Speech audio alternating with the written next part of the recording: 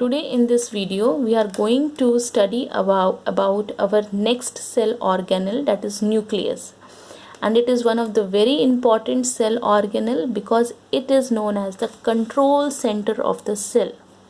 Basically it is found in the middle of the cell. When you have studied the structure of plant and animal cell, you found a round spherical structure you will found in the middle of the cell, that is called nucleus.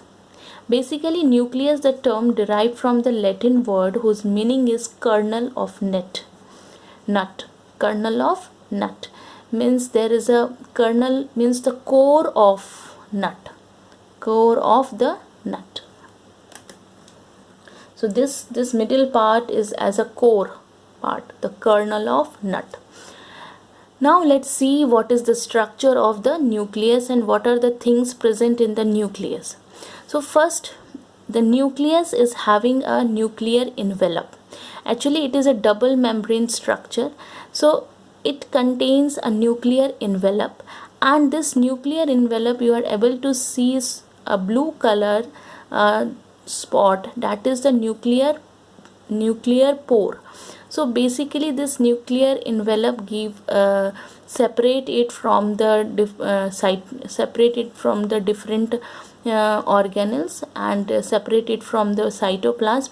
And nuclear pore and nuclear envelope, they both helps in the exchange of materials in the nucleus. Now the second yellow color you will found that this is known as the nucleoplasm. So it is nucleoplasm, the yellow color fluid like structure is present where the granules is also present, and the chromatin fibers you are able to find at the thread like structure you are finding here, that is called chromatin.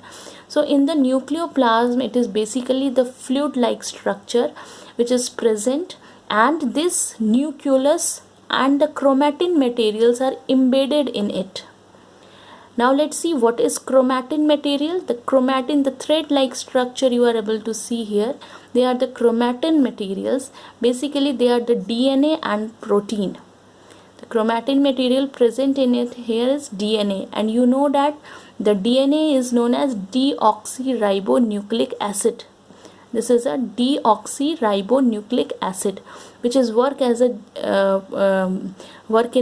our hereditary, and it contains the genetic information, and it is also known as the genetic material of the cell, and it contains protein.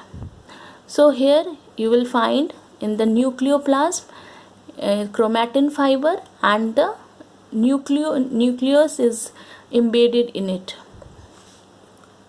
Now next one is your nucleus. It is a special body not bounded by any membrane. So it is not here, you will find it a little bit membrane is here, but it is not, no any membrane is present, partial, or you say that there is no any membrane is present here. So nucleus is one of the inner part, we can say that the innermost part of the nucleus, and basically it contains protein and RNA. As well as it is the site for the ribosome synthesis. So we can say that this is the site where they prepare the ribosomes, and we know that ribosome is one of the most important part for the protein synthesis. So this contains protein and RNA as well as the site for ribosome synthesis. So we understood that here there is a outermost is your nuclear envelope. In the nuclear envelope you will find the nuclear pore which help in the exchange of materials. And next is your nucleoplasm, which is fluid like structure in which chromatin fibers and these nucleus is embedded, and this nucleus is non-bounded structure, and it contains protein and site for the ribosome synthesis. One thing very interesting, that our RBC, that is red blood corpuscles or red blood cells, which it does not contain any nucleus. It does not contain, no nucleus is present here. No nucleus is present here. Now let's see the function of the nucleus. That we already know that it is known as the control center of the cell, means all the metabolic activities is controlled by the nucleus, as well as it carries the genetic information. So we know that here the chromatin fiber, the DNA, that is called the genetic material, which contain all the information that move from one generation to another generation, as well as it play a very important role in the cell division. So this is all about the nucleus. Now we are going to study our next cell organelle.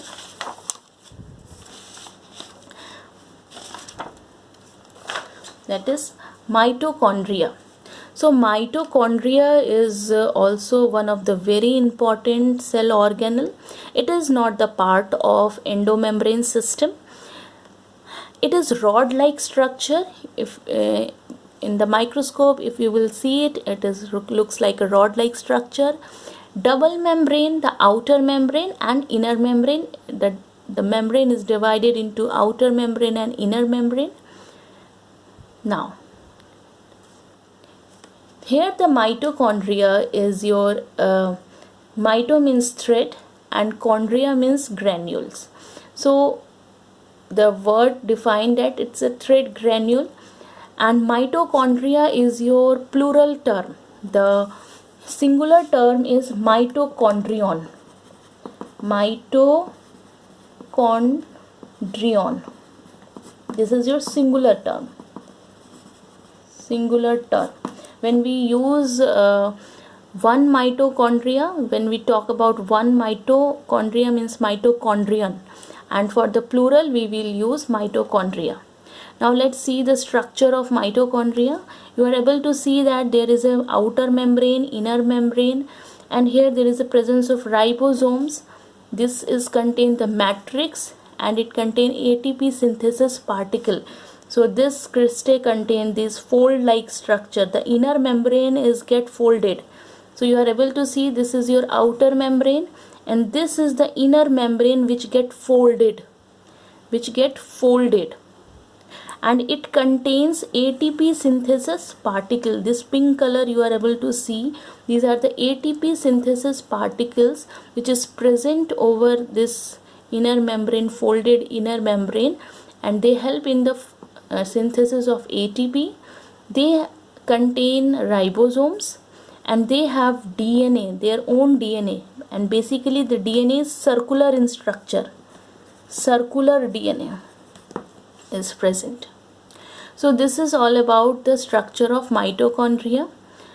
Now let's see what is the function of mitochondria.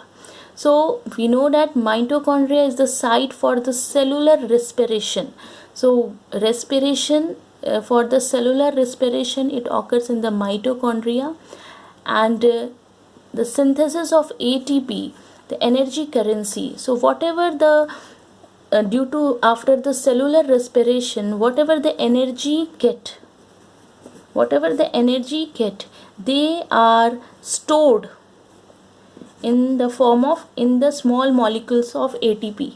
So whenever the cell required energy, this ATP currency give the energy to them. So due to the cellular respiration, so cellular breakdown of the substance in the presence of oxygen, they release energy, and these energy get stored in the small particles called ATP, and these ATP work as an energy currency for the cell. They provide energy, and without any energy, any cell cannot perform any type of activity. So they are called powerhouse of the cell also. They are also known as the semi-autonomous